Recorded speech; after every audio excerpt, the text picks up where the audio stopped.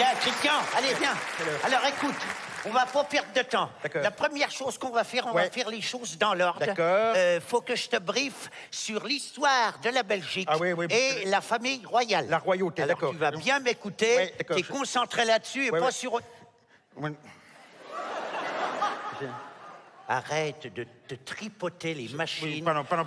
Non. devant tout le monde. Mais C'est pas parce qu'on est à Liège qu'il faut te sentir obligé de te malaxer les boulets toute la soirée. Non, monsieur. Hein? Non, ça va. Non, mais sans blague. Oui, non, mais Écoutez, ça me détend. ça te détend. Bah si, c'est ça. Ça te détend. Bon, alors... Écoute-moi bien, Christian, je te le redirai pas. Alors écoute-moi bien. D'abord, l'histoire de la Belgique a commencé en 1830, quand les Belges ont battu les Hollandais. D'accord. Voilà. Ils ont gagné combien? Hein?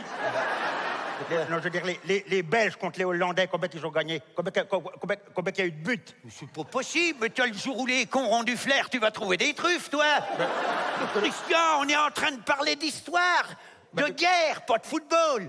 Ah, je me disais, je trouvais ça bizarre que les Belges, ils aient réussi à gagner au foot aussi, mais enfin bon, c'est vrai, hein, Pourquoi que tu dis ça? Hein, pourquoi? Parce que, regarde, contre la France, ils perdent à chaque fois, déjà. Oui, c'est faux. Arrête tes conneries, Christian. Les cons, on va se faire lyncher avec tes conneries. Non, on va se faire lyncher. Donc, revenons à nos moutons. Oui, alors. L'histoire de la Belgique a commencé donc en 1830, quand les Belges ont battu les Hollandais. D'accord. Le premier roi des Belges s'appelait Léopold. Léopold Ier. D'accord. Ensuite, il y a eu Léopold II. D'accord, ils s'appellent tous Léopold, les rois des Belges. Non, c'est parce que c'était son fils, c'est pour ça. D'accord, mais Léopold Ier gouvernait la Belgique. Oui. D'accord. Et le roi des Belges... Et Léopold II gouvernait quoi, Ben, la Belgique aussi, mais après. Et le Congo aussi, à l'époque. Hein? Parce que c'est en Belgique, le Congo? Non. Je voyais pas ça si grand, la Belgique. Non, c'est pas en Belgique, c'est parce qu'à l'époque, la Belgique, c'est le Congo, c'était une province belge. D'accord. C'est pour ça, voilà. Alors, Hein? attends, c'est parce qu'il y a des Belges qui sont noirs? Sûrement, mais pourquoi pas? Oh, les pauvres, oh, Belges et noirs, il y en a qui n'ont pas de peau quand même. Oh, Dis donc, alors? non, mais c'est... Ouais, dis, faut tout pour faire un monde, toi, t'es bien blanc et con, toi. Ben oui, c'est vrai,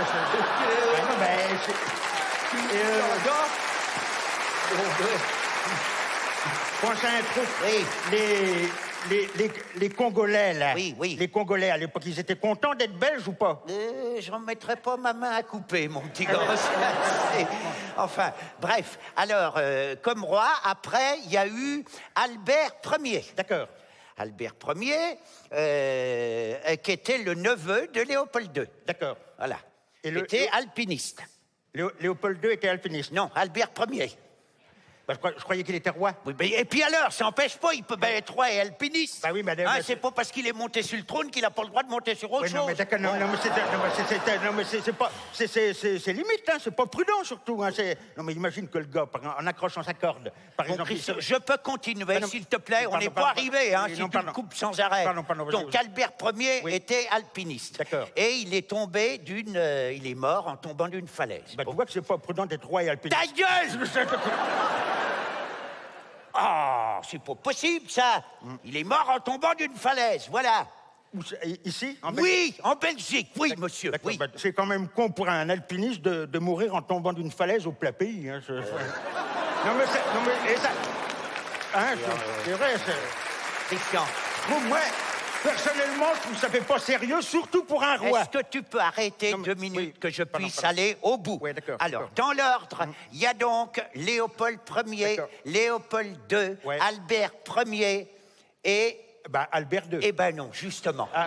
C'est là qu'est le piège, parce que Albert II, ça, c'est celui d'avant, celui qui est là maintenant, qui était le frère de celui d'avant lui, qui avait...